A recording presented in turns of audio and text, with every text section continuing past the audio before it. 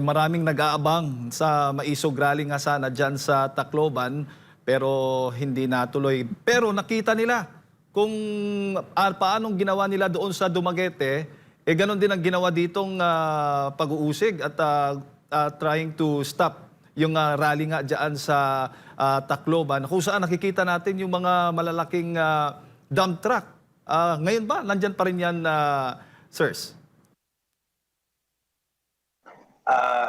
Yes po, nandun pa din naman, hindi pa rin nila tinatanggal at mukhang hindi pa na sold out yung bidding na isinagawa nila doon. Kaya until now, nandun pa rin po ang mga heavy equipments na yan at mga truck. At yan po, actually nag-umpisa po yan noong nandun tayo sa Bustos na kung saan hindi rin po natuloy yung ating sanang isasagawang isang malayang pagtitipon doon. At yan ay tila naging adaptation na ng mga local government units na kapag na-anticipate po nila na doon gaganapin ang panawagan o ang demand ng TAPS Coalition patungkol po sa transparency, accountability, peace and security, talagang ginagawan po nila ng isang sistematikong paraan para magkaroon po ng alibay. At kasama nga po dyan, sa mga alibay na yan, yung pagpaparke ng mga truck na yan at sinasabi po nila na pagsasagawa daw ng pagbibindisyon at isa pa yung tinatawag nilang renovation. Nasa tingin natin sa dami po ng panahon, sa tagal ng panahon, sa haba ng araw na meron sila, bakit itatapat po tuwing tayo ay magkakaroon ng mga Maisog Rally upang ipanawagan sa ating kasalukuyang administrasyon ang mga hinanaing ng ating mga kababayan na may kinalaman po sa nabanggit po na mga panawagan ng TAPS.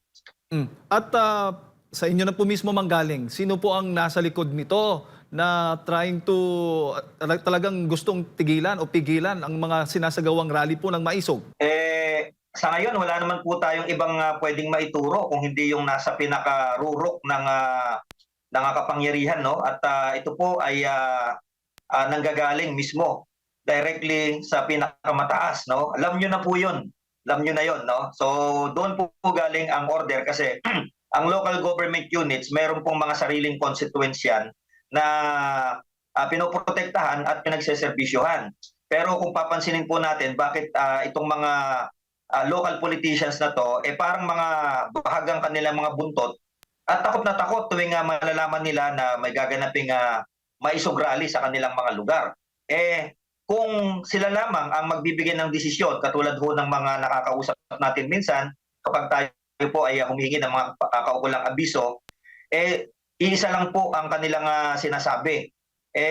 Pagpasensyahan nyo na, hindi talaga kami makagalaw dyan at hindi kami po pwedeng lumantad.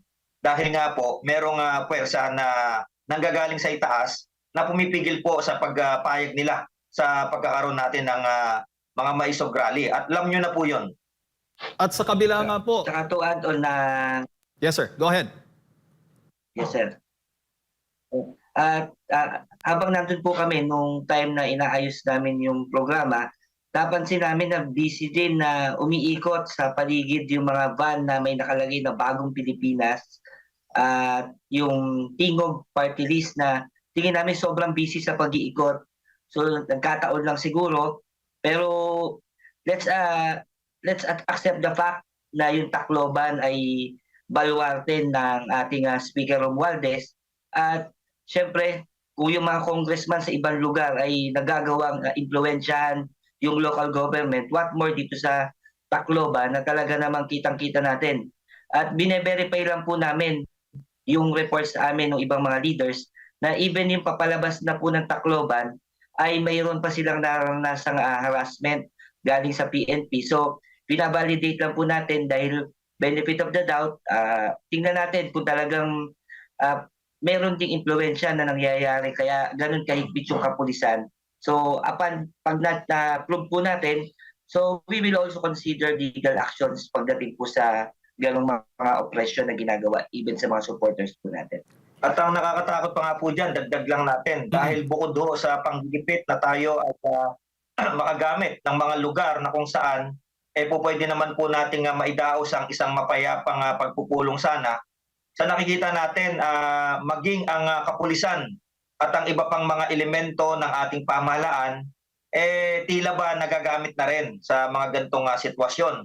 At ito nakakatakot na isipin na patungo na tayo sa isang tinatawag na martial law dahil silent na po eh. Pamakin niyo po, simula po nung nagkaroon tayo ng Maisog Rally na nagsimula nung January 28 sa Davao, napatunayan naman po natin na tayo po ay nagkakaroon lamang ng isang mapayapang pagpapahayag ng mga damdamin sa ating mga kababayan. Nakita na ho nila yan sa iba pang mga lugar. Ang sumunod po dyan, Cebu, Tagum City. So nagsimula po ang pagsupil sa Bustos, Bulacan.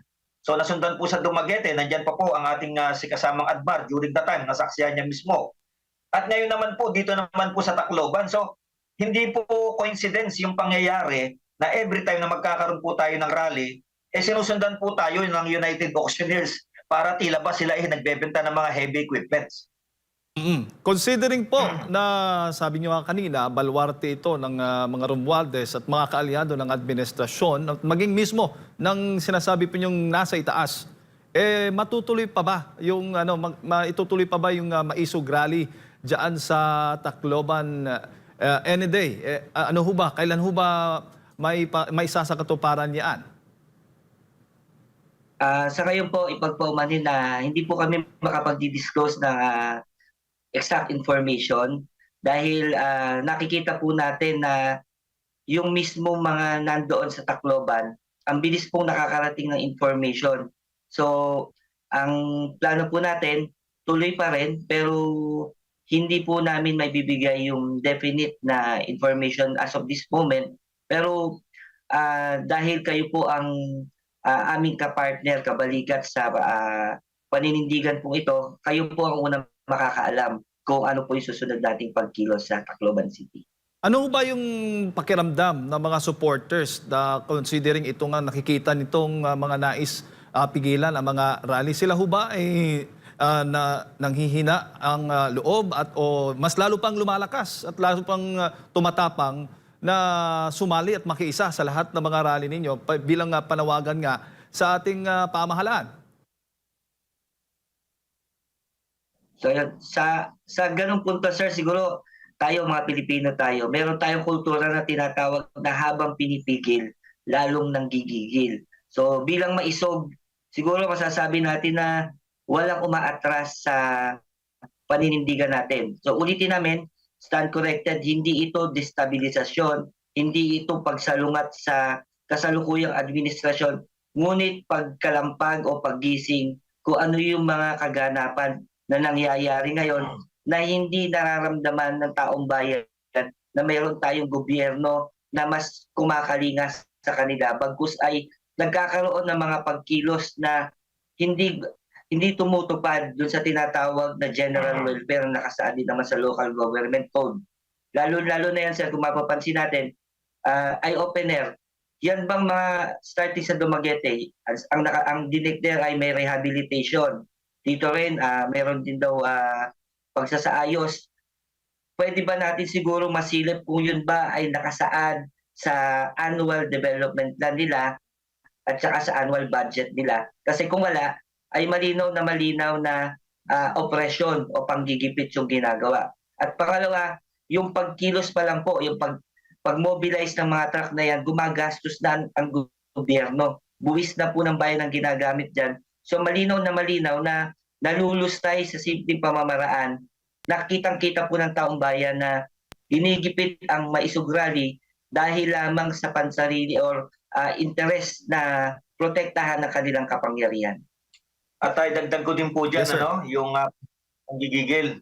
Alam niyo po sa ating kasaysayan, simula ho noong 1800s, sana ho maging aral na hanggang ngayon, hanggang umabot po tayo ng EDSA People Power 1, kitang-kita po sa ating mga dugong nananalaytay ng mga Pilipino na hindi po tayo pumapayag doon sa sinasabing opresyon. Dahil simula ho noong ika-18 siglo, nakita naman natin kung paano nag-alsa ang ating mga kababayan para labanan po ang opresyon ng mga Kastila. At ang nakakalungkot po dyan, ngayon sa ating makabagong panahon, kapwa natin Pilipino ang nang-o-oppress sa atin. Nalilimutan po nila, nakabahagi tayo ng kasaysayan at ang pinagmumulan nating kasaysayan, nalilimutan nila na ito ay posibleng mangyayari din sa makabagong panahon. Lalo na po ang ating tinitingala ngayon, ang ating dating Pangulong PRRD na kung saan wala pong masandigan ang taong bayan, wala silang makita na pupuntahan. Kung hindi, tanging siya lamang. Kaya't hindi ho nila po pwedeng sabihin na ito ay isang political acts against this administration dahil nakita po ng taong bayan simula nung naupo ang ating dating mahal na Pangulo na siya lang yung totoo na Pangulo na talagang lumaban para sa droga, lumaban para sa mga oligarkiya, at lumaban para sa mga mapansamantalang mga politiko na mga tiyan lamang nila at tanging yung pagyaman lang yung tinutukan. So ngayon din po, na bumaba na ang ating dating mahal na Pangulo, tiyak itong mga tao na to na nilabanan ng ating Pangulo, nagsasanib puwersa po sila para balikan ng ating Pangulo. At ngayon po, nakita natin na tayo naman ang binigyan ng pagkakataon para naman po ipakita sa ating Pangulo na pinahalagahan po natin ang kanyang pakikipaglaban sa mga naturang mga bagay. Ano? Kaya nandito po kami, we stand for the demand of TAPS Coalition. Kaya nga po, ang tanong din ng ating mga kababayan at para na rin malinawan, no? Para sa kaalaman ng ating mga kababayan, kung kayo ho ba ay dumaan sa tamang proseso, na ibig sabihin, nagpaalam, humingi ho ba kayo ng permit at para mabigyan kayo ng, baga maalaw kayo, mapayagan na magsagawa ng rally? Yun. Since nung mag-umpisa po tayo na mag-organize ng mga rally sa iba't ibang lugar, inumpisahan po natin na idaan sa legal documents, sa legal na pamamaraan, yung communication sa mga LGU, sa private na mga owner, para masigurado po na yung ating mga hakbang ay magiging naaayon sa umiiral na batas. Kagaya po ng mga nangyayari, ay meron po tayong sapat na mga dokumento, ebidensya, na nagpapatunay na tayo po ay dumaan sa proseso, ngunit ang LGU na aming nilapitan, sila po mismo yung gumagawa ng pamamaraan para mahadlangan yung atin po isinasagawang mga rally. At ito po lahat ng ito ay nakaayon po doon sa gabay ng ating mga legal counsel na kasama TAPS Coalition.